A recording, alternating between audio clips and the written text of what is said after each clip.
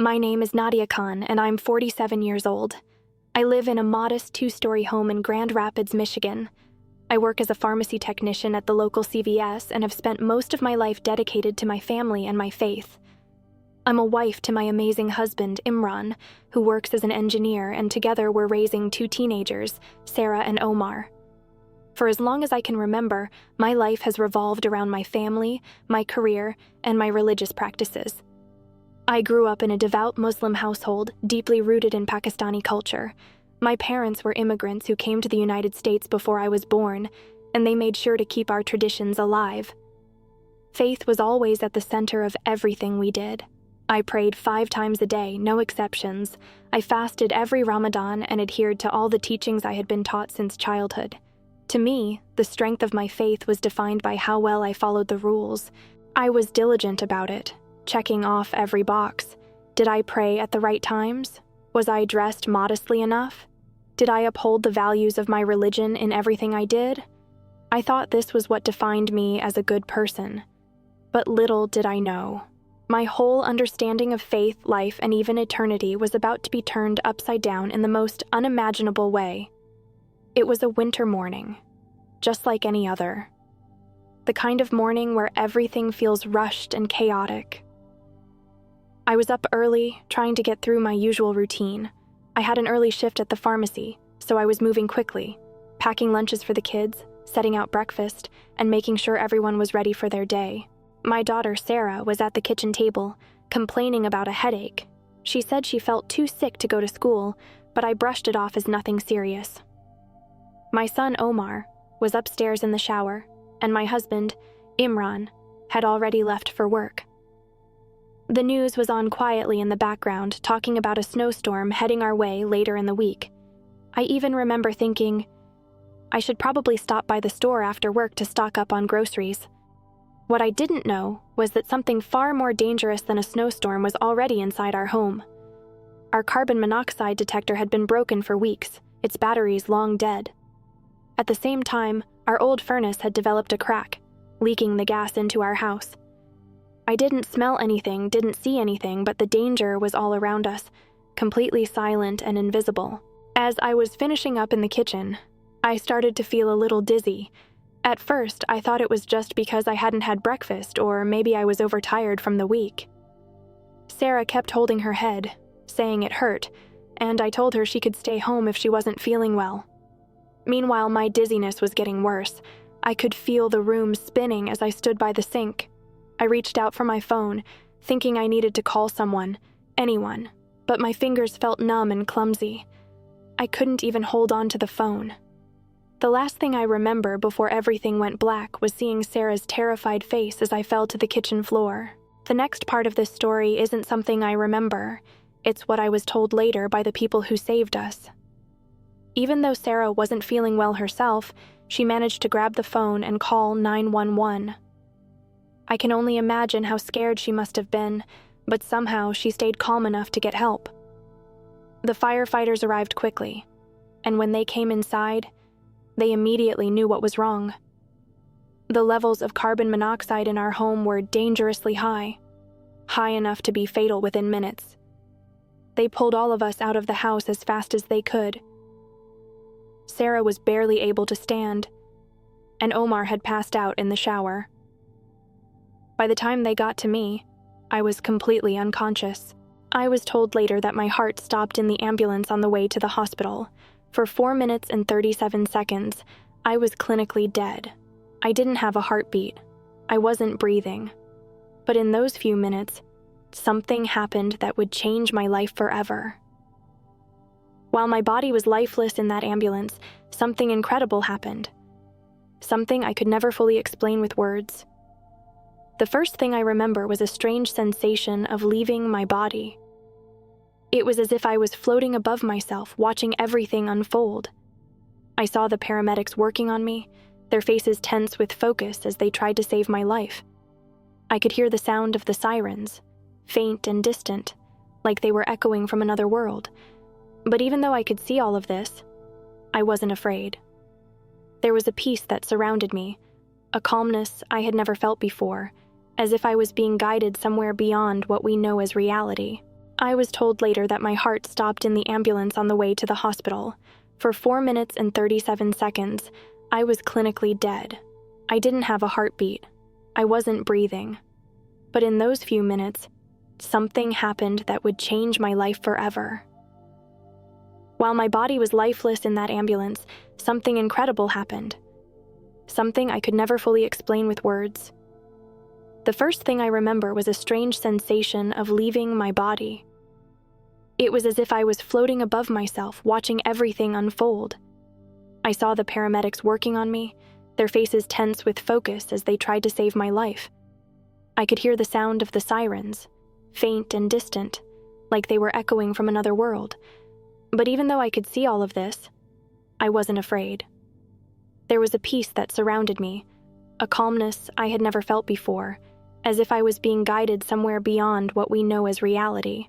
Then, I started to reflect on my life. All the years I had spent devoutly following religious practices came rushing back to me. Praying 5 times a day, fasting during Ramadan, wearing modest clothing, and teaching my kids to do the same. These were the things I had built my life around. But in that moment, I realized something that shook me to my core. None of it felt like it mattered. All the rules I had been so focused on seemed insignificant compared to what was being shown to me. It was like a veil had been lifted and I could finally see the truth. I saw how I had missed the deeper meaning of faith, the love, the connection, the divine truth that goes beyond rituals. I wasn't being punished for this realization, but I felt a deep sense of regret for how much I had misunderstood. Then I was surrounded by light, bright, warm, and all-encompassing. It was unlike anything I had ever imagined. It wasn't the harsh judgment I had been taught to expect after death. Instead, it was a realm of peace, of understanding, of love so overwhelming that it brought tears to my soul. Within this light there was a presence. I couldn't see it the way we see people on Earth, but I could feel it with every part of my being. This presence radiated unconditional love and understanding. It was as if every flaw, every mistake, every moment of doubt was met with a love so pure it melted all the fear inside me. The presence didn't speak to me in words, but I understood everything it was telling me. I realized that much of what I believed about God and eternity was incomplete. It wasn't that my faith was wrong, but it had been limited. I had spent so much time focusing on outward expressions of faith that I had missed the heart of it all. True faith is about love, humility, and a deep connection with the divine. It was as if I was being told, it's not about how perfectly you followed the rules, it's about how well you loved and connected with the world and with God. That truth hit me like a wave. As I stood there, surrounded by this incredible light and love, more truths began to unfold before me. It was as if my entire life was being laid out, not in a way that condemned me, but in a way that helped me understand the deeper purpose behind everything I had ever done. I was shown that life on Earth isn't about how much you accomplish or how perfectly you follow a set of rules. It's about preparing your soul for something much greater, a deeper connection with the divine. I realized that while my intentions had been good, I had spent so much of my life focused on the outward appearances of faith that I missed the bigger picture. The presence revealed to me that the most important things in life are love and compassion, not just for those we are close to, but for everyone we encounter. It wasn't about how many prayers I had recited or how closely I had followed traditions. It was about the kindness I had shown, the forgiveness I had offered, and the love I had given freely. Those were the things that truly mattered. I also came to understand what judgment really means. It wasn't about punishment or tallying up my mistakes. Judgment was about self-awareness, seeing my life through a lens of truth. I saw the moments where I had hurt others, even unintentionally. I saw the times when I could have been more patient, more understanding, more giving. It was like a mirror reflecting my actions back to me, not to shame me, but to help me grow. What struck me the most was how my accountability wasn't tied to my successes or failures. It was tied to the love I had shared with others. Every act of love I had given, no matter how small, stood out like a shining light. And every missed opportunity to love felt like a weight on my heart. It wasn't about earning my way to God. It was about aligning my heart with His. And then came one of the most profound revelations of all. Divine truth isn't confined to the labels or structures we create on Earth. While my upbringing in Islam gave me a strong moral foundation, I realized that God's truth is universal. It transcends religion, culture, and the boundaries we place around it. This challenged everything I had believed. My whole life, I had thought that my way of worship was the only way. But here, in this space of divine love, I understood that God's truth is far greater than any human understanding. It wasn't about which religion was right or wrong. It was about opening our hearts to the divine and living in a way that reflects His love and grace.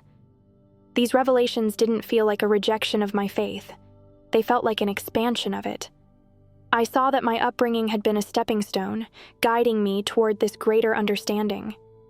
It was humbling, and it filled me with a sense of peace I had never known before. And then, just as suddenly as it all began, I was pulled back. The next thing I remember is gasping for air as I opened my eyes. I was in the ambulance, and the paramedics were hovering over me, relief written all over their faces.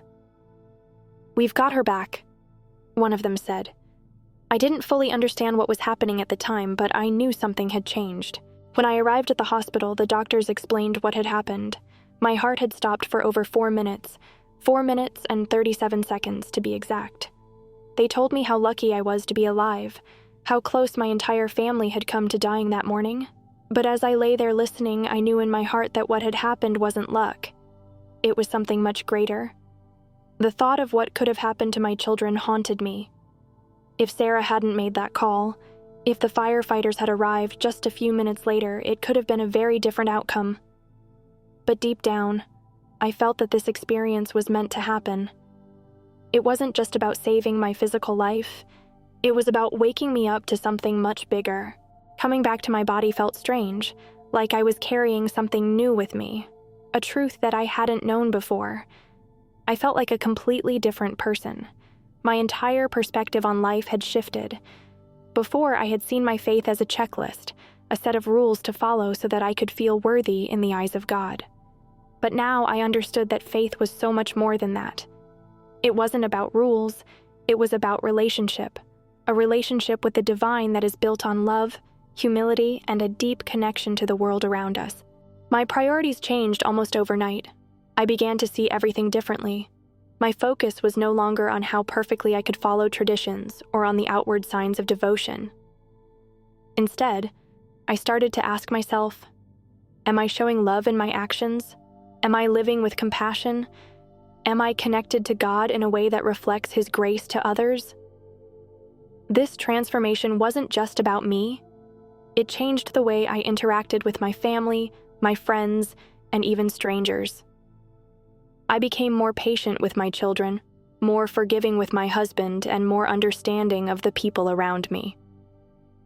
I realized that every moment was an opportunity to share love and kindness, and I didn't want to waste another second. This experience gave me a sense of purpose that I had never felt before. I wasn't just living for myself or for the rules I had followed all my life. I was living to reflect the divine love I had encountered, to share that love with the people around me, and to prepare my soul for whatever comes next.